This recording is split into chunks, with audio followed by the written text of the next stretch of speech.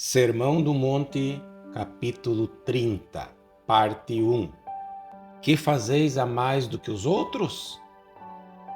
No estudo que estamos fazendo sobre este parágrafo, que versa sobre a nossa atitude para com nossos inimigos, cumpre-nos agora atentar particularmente para uma frase: que fazeis demais? A qual aparece no meio do versículo 47. E se saudardes somente os vossos irmãos, que fazei demais? Não fazem os gentios também o mesmo?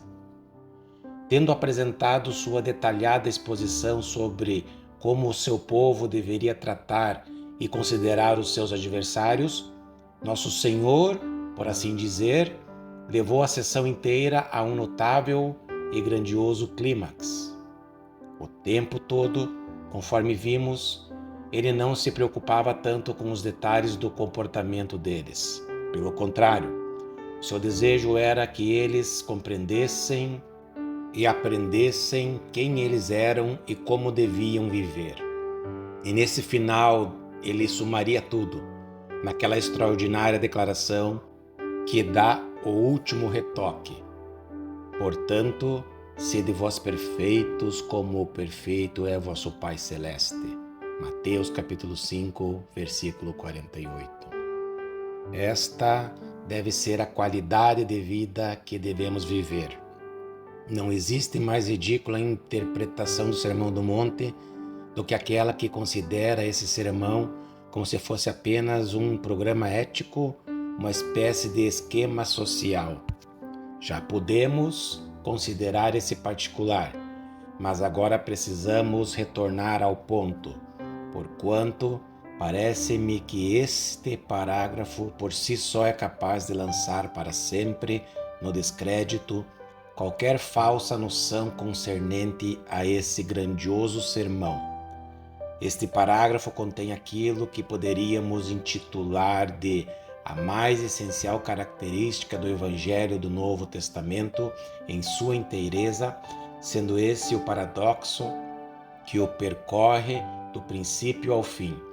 O Evangelho de Jesus Cristo é paradoxal, ainda que eu faça bastante objeção ao uso moderno do termo paradoxo, pois há uma contradição apenas aparente dentro do Sermão do Monte, do começo ao fim.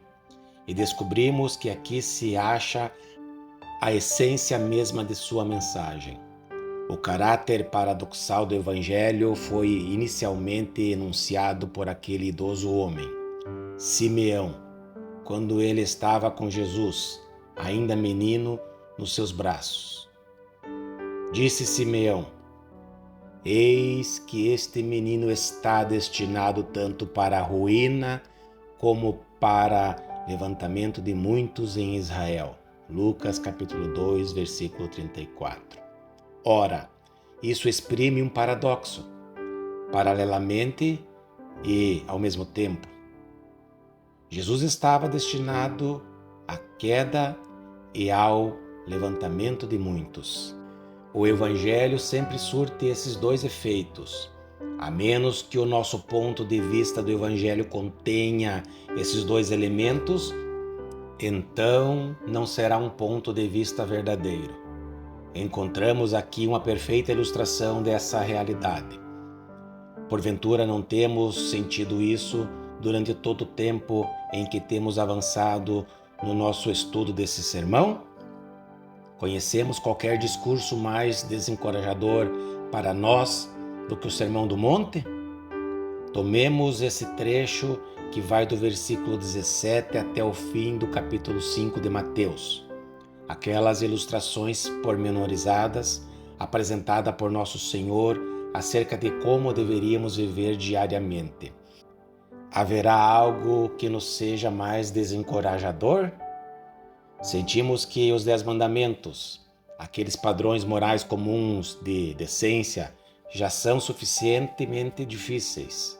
Consideremos, todavia, essas afirmações de Jesus sobre o ato de olhar com intenção impura para uma mulher, sobre o caminhar a segunda milha, sobre o deixar até a capa com quem nos pretende tirar a túnica, e assim por diante. Sim, nada existe de mais desencorajador para nós do que o Sermão do Monte. Ele parece nocautear-nos logo de saída, condenando ao fracasso todo e qualquer esforço antes mesmo de começarmos. Parece algo totalmente impossível, mas, ao mesmo tempo, porventura, conhecemos algum discurso mais encorajador do que o Sermão do Monte? Conhecemos qualquer coisa que nos preste mais elevado elogio? O próprio fato que essas coisas difíceis nos foram ordenadas traz em si a assertiva implícita de que nos é possível fazê-las. É isso que se espera que façamos, e assim sendo, há uma sugestão de que isso é algo que podemos pôr em prática. O Sermão do Monte é desencorajador e encorajador ao mesmo tempo. Está destinado à queda e ao levantamento de muitos. E coisa alguma é mais vital do que sempre estarmos firmemente seguros quanto a esses dois aspectos em nossas mentes. A grande dificuldade daquele tolo e assim chamado ponto de vista materialista do Sermão do Monte é que seus mentores não viam claramente qualquer desses dois aspectos do sermão.